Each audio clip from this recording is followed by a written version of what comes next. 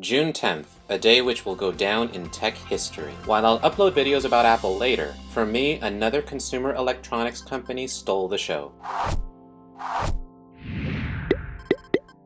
Around the world, Atari, Nintendo, Sega, Sony, Microsoft, and Nintendo again fought to be the gift of honor at birthday parties or under the Christmas tree over the decades. Console gamers saved their money to play Pac-Man, Mario, Sonic, Final Fantasy, Halo, and the occasional Wii game. So even though a capable hardware architecture is definitely a good thing, this 14th episode of Gaming Wars is about the most important reason to buy any console, the actual video games. If you saw the last 3 Gaming Wars episodes, you know that this is what E3 is all about. For example, all strong platform owners and software developers pay close attention to a metric called the tie ratio in order to see how many games people buy for their consoles. The Atari 2600 set the stage, but the NES raised the bar. Then Sega put up a great fight keeping Nintendo on its toes. Sony dominated with its first 2 consoles, while Nintendo survived with its strong franchises. And Microsoft used its power with strong software frameworks and strong server-side infrastructure to make a name for itself in the console industry. These strengths are the reason why today the console market is run by these 3 big platform owners. And now, with the resurgence of PC gaming and the explosion of mobile platforms, the million-dollar question is, can the future console gaming market continue to support these 3 competitors? Setting aside the Nintendo Wii U for a future episode, let's focus on what we know so far about the different ways the Xbox One and the PS4 will manage their gaming platforms. First, in terms of hardware and even design, they have never been more similar. Both consoles allow instant suspend resume, gamers can start playing a downloading game right away, and all games can be stored in the cloud or on the 500GB internal drives. In Chip Wars 21, we went over how the processors are different, and why the PS4 will definitely have better graphics and memory performance. But really, hardware is only the beginning. In past console wars, check the links below, the greatest gaming platforms focused on delivering the awesome experiences that gamers couldn't find anywhere else. First, let's get cross-platform games out of the way since they'll be released on both platforms. Activision will publish these future hits, Ubisoft is developing these games, Square Enix is working on these multiplats. At E3, Disney surprised me with this sequel, and EA is bringing out these hits. And for sports games, we'll get these. So if you're a fan of any of these games, unless the publishers negotiate some exclusive downloadable content with Xbox or PlayStation, it really shouldn't matter which console you buy. Now let's get into the differences by looking at the games Sony and Microsoft control. First-party exclusives. This time, Microsoft has the largest war chest in its history, with $1 billion set aside to finance new studios and help secure 15 exclusives in its first year. The Xbox hits will continue with these sequels, Rare is back with these games, and these games will be among the 8 new IPs coming to Xbox. Finally, Microsoft paid for some timed downloadable content from these huge franchises. So if you really want to play more than 3 of these exclusive games, the Xbox One should be perfect for you. Now let's talk PlayStation 4. Sony really tightened its belt last year by shutting down 20% of its first-party studios. So while there aren't as many exclusives, I've always believed that quality is always better than quantity. Sony's platformer trio is no joke. Now Naughty Dog is riding high with its highly acclaimed The Last of Us on the PS3. After being acquired in 2011, Sucker Punch will bring out this sequel, and the previews to these games look amazing. But apart from AAA titles like these, Sony's support for the disruptive indie game community may be the key to keeping the platform fresh and interesting in the future. Not only can indie game developers self-publish,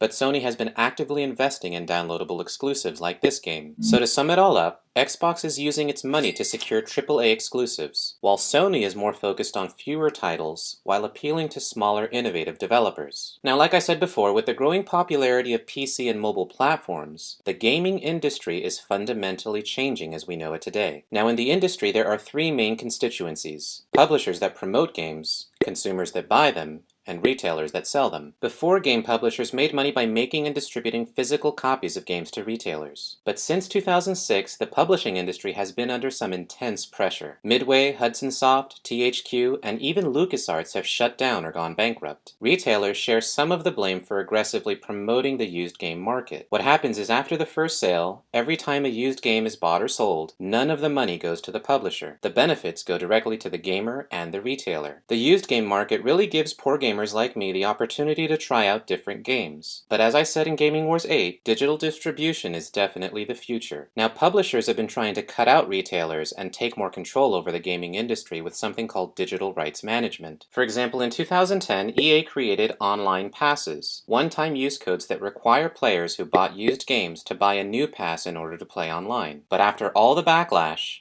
EA finally shut this down 2 weeks ago. In this conflict between publishers and gamers, after E3 2013, we now know Microsoft and Sony are on different sides of the aisle. As it stands today, the Xbox One definitely favors publishers. Microsoft is actively building and promoting the tools they need to enforce strong DRM controls. Using the Kinect to identify players and online check-ins to verify games, Microsoft is giving publishers a platform where they have the power. It's up to publishers to enable you to trade in your games. Microsoft allows them to decide if they want to support game resale, and may set up business terms or transfer fees with retailers. And loaning or renting games won't be available at launch. If you're wondering how they plan to enforce this, first, every Xbox One needs to connect to Microsoft servers, which is a requirement because all running games are stored, saved, and registered with the service. If the console fails to check in at least once every 24 hours, the game will stop working. Both the Kinect and the controller are used to verify the identity of the gamer. These are the tools that allow publishers to limit or outright prevent the loaning or renting of games. Now, in exchange, Microsoft allows its gamers to access their entire gaming library from any Xbox One, and Xbox gamers can buy the way they want, disc or digital, on day of release. My personal feeling is that digital games will be cheaper than disc-based games, and the Xbox One platform is designed to see if you have acquired new games, or resold, traded in, or given your game to a friend. Basically, physical discs won't work unless the publisher, through Microsoft, approves the copy at least once every 24 hours. Or to quote more directly, offline gaming is not possible after these prescribed times until you re-establish a connection. But you can still watch live TV and enjoy Blu-ray and DVD movies. So no matter how much Microsoft tries to wash its hands, based on the current Xbox One DRM and identity controls, the Xbox gaming platform supports publishers first, consumers second, and retailers third. So after the reveal on May 21st, Microsoft publicly gave publishers a strong tool to control their markets. Meanwhile, Sony remained quiet. Could it be that publishers were pressuring the PlayStation 4 to play ball? Was the console industry really in bad shape? Could this be the only way to prevent a repeat of the gaming crash of '83? See Gaming Wars Episode 2. Many gamers, including myself, feared the worst. I imagined a great disturbance in the force. For 2 weeks, gamers cried out all over the internet, in videos, blogs, forums, anywhere and everywhere they could. Then June 10th rolled around. After confirming the worst on the Xbox website, Microsoft also canceled its post-keynote press event, focused on upcoming games, and announced the price, which makes sense since the Kinect is a required accessory. And while most of the tech press focused on Apple, many gamers felt the future of console gaming was at stake, so all eyes were on Sony. After showing previews of all the games coming to the PS4, CEO Jack Tretton announced at least 100 games would be available the first year. Then he started in with the bombshells. PlayStation 4 won't impose any new restrictions on the use of PS4 gamers.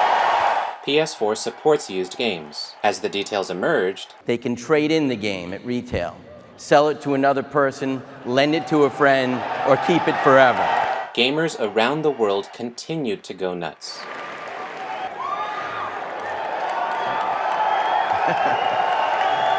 And if you're wondering how Sony would decide to manage digital rights, he revealed, PlayStation 4 disc-based games don't need to be connected online to play.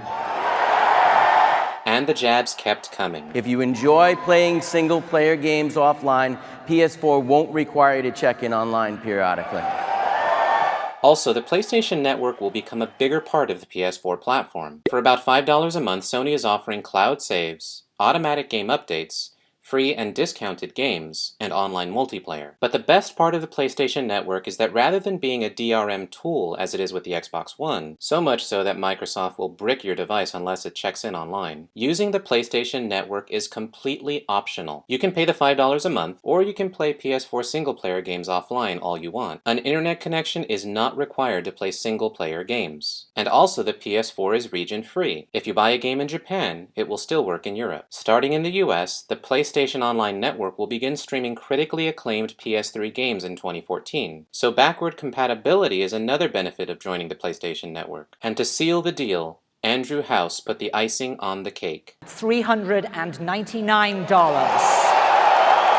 So to sum it up, the PlayStation 4 will not have any DRM restrictions for Sony's own first-party games. But the DRM decision is going to have to be answered by the third parties themselves. It's not something that Sony's going to control, or dictate, or mandate, or implement. So while it's possible EA could restart its online pass on the PS4, Sony will not dictate the online used game strategy of its publishing partners. Any infrastructure required to manage online DRM must be provided by the publisher, not Sony. And this is the fundamental difference between the Xbox and PS4 gaming platforms. While the Xbox One is built around publishers first, the PS4 is built around gamers first, retailers second, and publishers third. And in my humble opinion, the future of console gaming should be dictated by the gamers. Now that we know the differences, now is the time to vote with our wallets and support the platform and video games we love. If you'd like to support the channel and pre-order your next console, please check the Amazon links below. And here's a shout out to all the latest subscribers. I try my best to get my videos out as soon as possible, but they inevitably take a long time to put together. Quality is always better than quantity. So thank you for liking, watching, and especially subscribing.